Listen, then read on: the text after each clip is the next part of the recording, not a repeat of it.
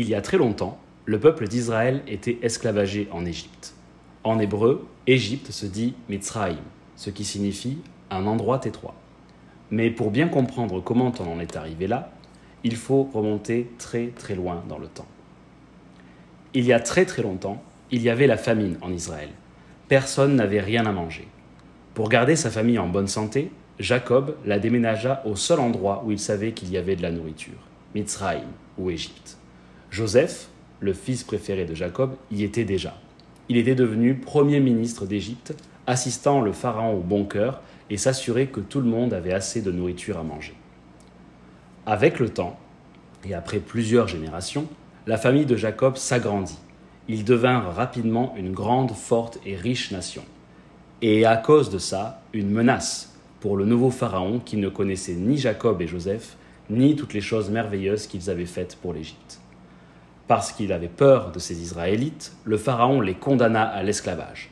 Il les fit durement travailler dans le désert sous le soleil brûlant, les obligea à faire cuire des briques de terre et de paille et à construire des villes comme Pithom et Ramsès. Dans leur grande souffrance, les Israélites crièrent vers Adonai, le Dieu de leurs ancêtres. Dieu entendit leur voix et vit leur souffrance. Moïse, qui s'était enfui d'Égypte après avoir défendu les esclaves hébreux, était berger à Midian. Dieu l'appela du centre d'un buisson en feu. Il commanda à Moïse d'aller voir le pharaon et de lui dire « Laissez mon peuple partir ». Le pharaon ne voulait pas libérer ses esclaves. Quand Moïse vint lui parler, le pharaon dit « Non ». Pour le convaincre de laisser partir les Israélites, Dieu donna en châtiment 10 plaies au pharaon et à son peuple. Dam, le sang. Tzvardea, les grenouilles. Kinim, les poux. Arov, les mouches venimeuses. Dever, la maladie des troupeaux. Sherim, les ulcères. Barad, la grêle. Arbe, les sauterelles. Rocher, l'obscurité. À chaque plaie, le pharaon devenait de plus en plus têtu.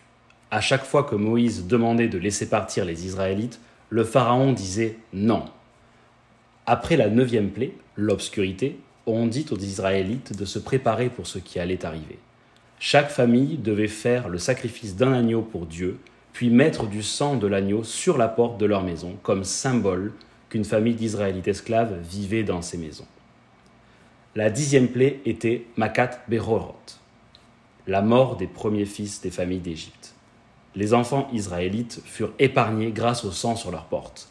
L'ange de la mort passa, Passach, au-dessus des maisons marquées de sang. Après cette 10e plaie, le pharaon en deuil céda et laissa partir les Israélites.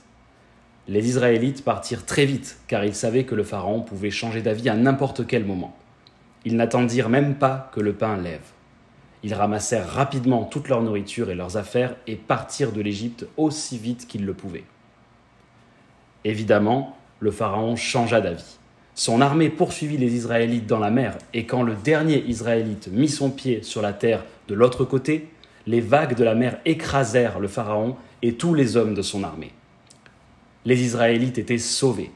Ils célébrèrent avec des chansons et des danses, même si Dieu avait de la peine que des Égyptiens soient morts, car les Égyptiens étaient aussi les enfants de Dieu.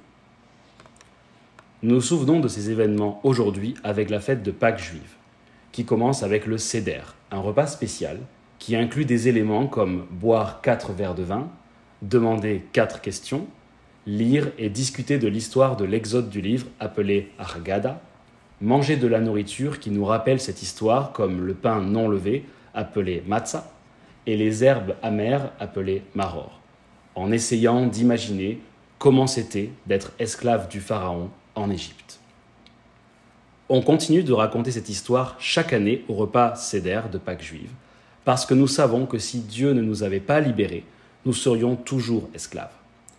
Nous savons que plus nous apprenons et parlons de la souffrance des autres, plus nous pouvons aider à libérer ceux qui sont pris en esclavage. Encore aujourd'hui.